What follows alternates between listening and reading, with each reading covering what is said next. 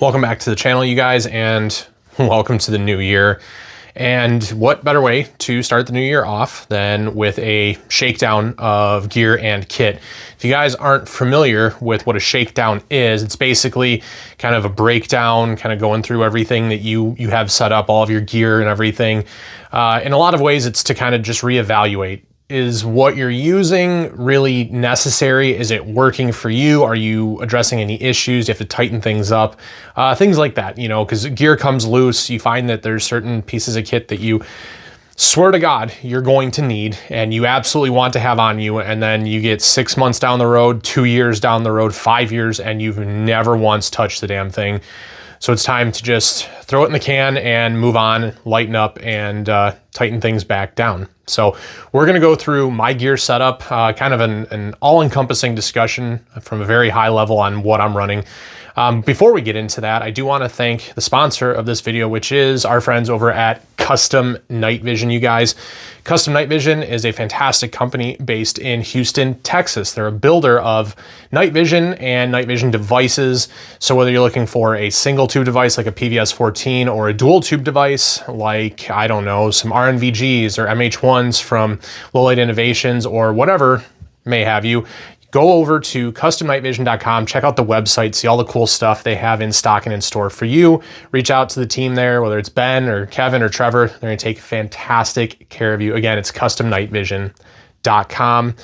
Big thanks to them for all of their support, including today's video. And with that, let's go ahead and get into the discussion.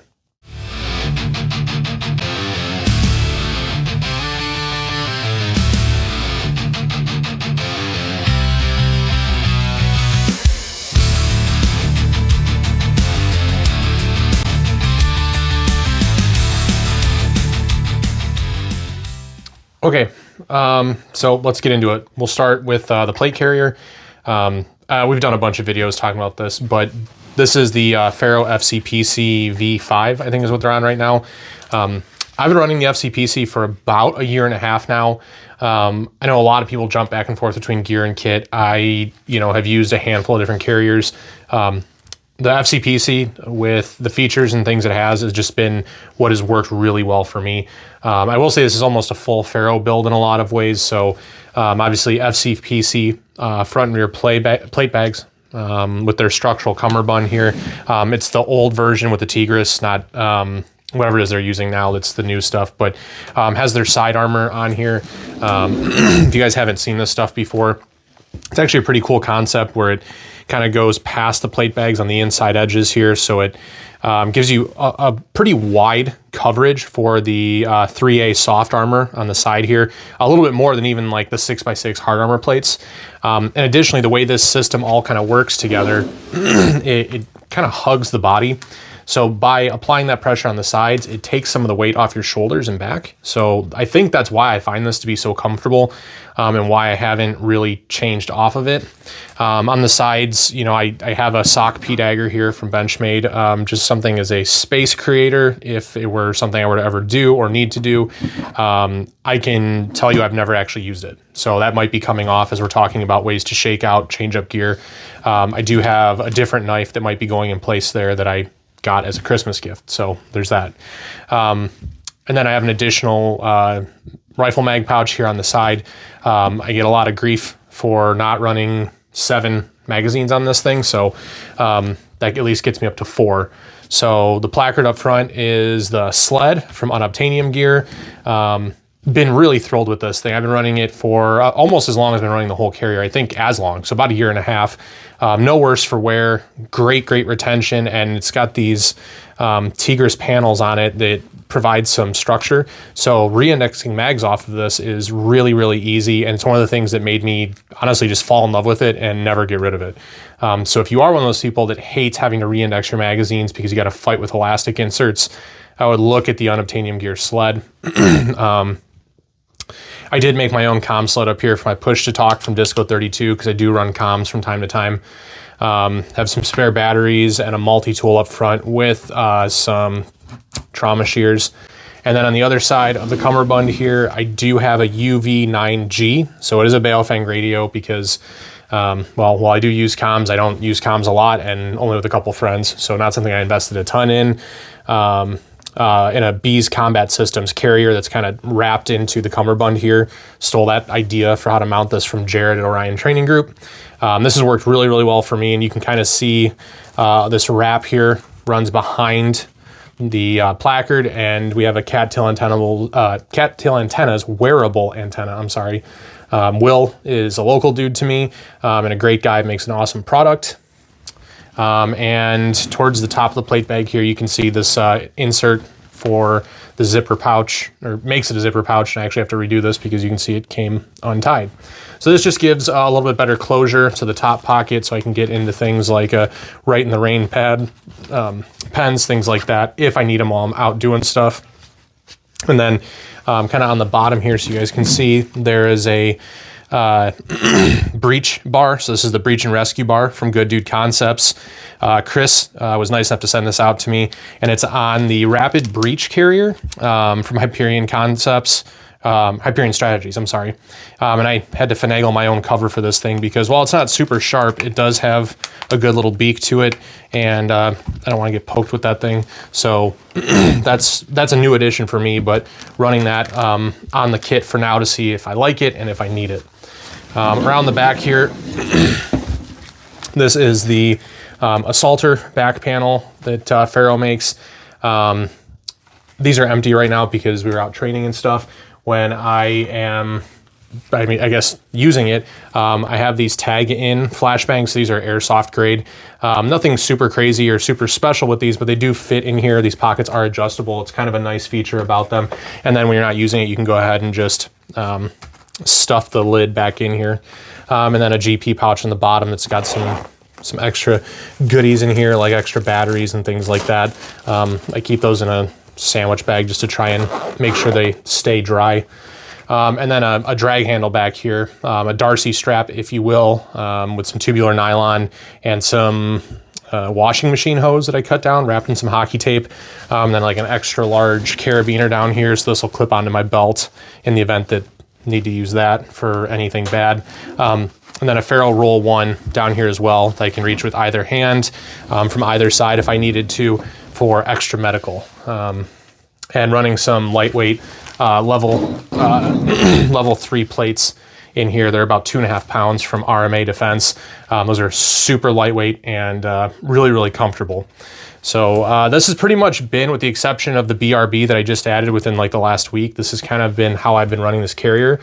And I don't think I'm going to change very much. You know, I might change to a different knife, but other than that, I think I've worked this out to where it works pretty well for me. I don't like having a bunch of stuff on the sides of the cummerbund. I know some guys like med blowout kits and things like that. I don't like having all of that stuff there. So might add it in the future if things change. But right now, this has been kind of how this has been set up and ran for the last, 18 months or so. So Ferro FCPC, and then jumping over to the belt here. So Safariland 6354 RDS.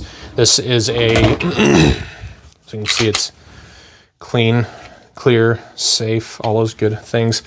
Glock 45 with a Harrington Arms HC95, the V1 compensator. I don't think they make this anymore, but I've really liked the V1. Worked really well for me. X300 and a lead and steel PB3. It's the second gen of this optic. Really, really like it. Got a little magwell on there and some hockey tape just for the grip. Works well for what I need. There we go. Yeah, like I said, Safariland 6354. T-Rex Arms leg strap on here just because it's what I have. I know a lot of people don't like them at the moment, but the leg strap works. No reason to change it. On a True North Concepts hanger, I think everybody runs some version of this setup in today's day and age. But the belt itself is an old generation Dynamic Principles belt that Dan made special for me with curved material instead of Tigris. So as we look at the belt here, it does have some angled adapters from Guardian Warrior Solutions with the Dynamic Principles Kaiwi pouches that are cantable. So you can see here I have a horizontal rifle mag up front and then some canted pistol mag pouches in between them. Got a set of pig gloves here just in case I want or need those. As we move around towards the back, we have a dropped rifle pouch, a little bit of an angle to it, nothing too crazy there if I wanted to run it. So then I have 2 rifle mags on my belt line, plus the 4 on the carrier is 6, 1 on the gun is 7, just to appease the people that insist I need to have all that. T-Rex Arms dump pouch here, just because you can Velcro it on and off. And if I don't want it there, I can just take it off and stow it someplace real easily. And at the back, they don't make this anymore, but this is the T-Rex Med 1. That's pretty much a group SOP with the guys I train with. We all run a med kit of some variety on the back of the belt. So I know a lot of guys poo-poo on this because of vehicle stuff. I'm not cool enough to do that, so it's not really something I have to worry about, but that's what I'm running with the belt these days. And then last but not least here is the rifle. So new upper as of about 6-ish months ago, which did a video on that. But the big changes for me were moving to the Raid XE. This is civilian power laser, but honestly, probably one of the best ones on the market if I had to make a recommendation to somebody. A little bit pricey, but great performance with the room illuminator that it comes with, as well as the adjustable long distance illuminator. I decided to run this similar to Blake Flannery from Orion Training Group. He showed me this setup when I was hanging with him in Pennsylvania a couple months back with a reverse axon switch back here. So I got away from running vertical foregrips. That was something I was doing for a long time. Tried a hand stop or a finger stop here from Arasaka. Really like that, and actually did help me out mechanically with my shooting. So really like it. RC2 up front. Arasaka light body with a Surefire tail cap and a Mark III light head from HRT. Moving back on the gun here, another change for me in the recent past here is the PB3. This is the Gen 1 from Lead and Steel, but it's on an Arasaka 226 height riser. And just a weight savings move. Pretty generous window with this. I do really like it. No problems with it so far. And then the Gen 1 3X magnifier from Vortex out of Unity, drop to center mount here. So really easy, really nice. You can pop this on, pop this off, or drop it up or drop it down, whatever. Works for me. If I needed, this does fold up. I do have a law folder on this guy. The lower I've been using for a while. That's nothing new, nothing crazy. Bootleg Industries adjustable bolt carrier group to help with gassing and things like that. So, and I did check out this different style of stock here from Magpul. I'm not sure, I think it's the SOE. MOESL, I'm sorry. So a smaller, slimmer stock footprint for me, getting away from the B5 system, seeing how I like it. So far, so good. No complaints here. But we'll see. I might go back, I don't know. And then the Huberworks Spartan V2 sling. This was sent out to me by Caleb from Huberworks, so thank you to him. Really comfortable sling. The pad actually slides on the sling, so that's kind of nice. And if you guys need one, check out his website. They're actually really reasonably priced, but I've been running his slings pretty exclusively for the past several months and loving them. So that's what's going on with the rifle. Chambered in 5.56, it's an 11.5 inch SBR, so nothing crazy, but it gets the job done. Okay, and then lastly here, we'll just run through the helmet real quick. For the last 6 months or so, I've been running this. This is the Galvion Caiman ballistic helmet. Not the most common of ballistic helmets out there, but really comfortable, and I have loved it so far. I am running some Peltor 5s on here, or Comtac 5s rather, on the sides here. And you can see on the back here, I do have a battery pack rather. This is the Bat Pack from Nocturne Industries, so small, compact setup. And I ran the cable up under the helmet cover to the front here. And up front, I do have this is a Wilcox G24 light mount. So it's a little bit lighter than the standard G24, nothing crazy. But that was a change for me about 2.5 months ago. Thanks to the guys over at Custom, they set that up. And I just stow away the battery cable here underneath the shock cord that's part of the battery pouch from Ferro Concepts. Again, I'm like a huge slut for Ferro Concepts. The helmet cover is from Defense Mechanisms, I think. They're one of the few companies that make like a tailored fit helmet cover for the Caiman. And I did happen to just really like how it looks. So that was a plus, picked that up. Really, really liked it so far.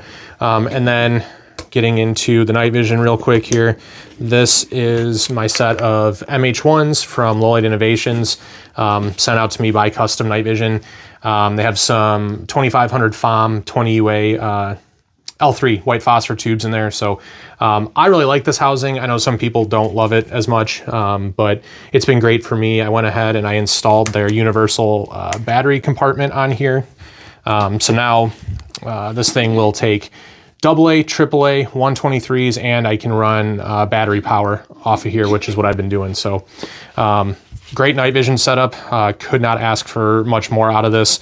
And then obviously here on the front, the 100 Concepts caps, just to protect the intensifier tubes when I'm not using the device, you know, just for transport, travel, or administrative use, or whatever have you guys. So that's that. Okay. So this is how I've set up my gear. These are the choices that I've made. For the most part, I will say that this all works pretty well for me. There's a couple minor changes that I might make, and there's a couple of things I added, right? Like the BRB, just got that recently and was waiting for the carrier from Hyperion Strategies to show up. So I added that onto the plate carrier, and I'm gonna be trying that out, right? So it's good I mean, I don't wanna do it too often, and I would suggest you guys don't either. The problem you run into with infrequent training but constant changes to your gear and your kit is you don't ever really give yourself the opportunity to know and understand what really works for you, and then what you maybe just didn't have an issue with that time out. So give yourself some time, especially if you're a prepared civilian like me, where you're not out every other day or every weekend or every other weekend even, and you're not using this stuff at a high volume, right? So I like to run my gear for a while before I go ahead and just make a drastic change. I'm not going to just throw the plate carrier out the window after 2 months because the shoulder pads didn't seem to fit quite right for my body type or something like that. Now that may end up being the case, but right, you want to give yourself a good sample size to work from. So the only other change I think I might really have to be looking at here is just how I configure some of the routing with my night vision and the helmet, is just how much of the power cable from the backpack runs up. I was doing some training a couple days back, and just the excess due to where this plugs in at the back of the housing. So that excess was able to hang down into my field of vision for my right eye. So, you know, training, not a big deal, but want to make sure that I have as much as I need for that, but not any extra, because that obviously gets in the way. So I'll have to kind of revisit how I have that set up. And that's a small thing, but that's why it's good to go through these exercises periodically, reevaluate what you got going on, and make sure everything is still working for you. If you guys have questions about any of this stuff, please feel free to go ahead and drop it in the comment section. Love answering questions on it. This is by no means saying that this is the best solution for any of these things. I know some of this stuff is and can be prohibitively expensive, right? Things like lasers and some of the lights and optics and things like that. But again, if you have the questions, if you want alternative stuff like that, drop it in the comment section. If I can't help you, I'm sure somebody else there can as well. Make sure you guys hit the subscribe, hit the notification bell, because we're dropping videos all the time going into 2026. Appreciate you guys stopping by to check out this video, and we'll catch you on the next one.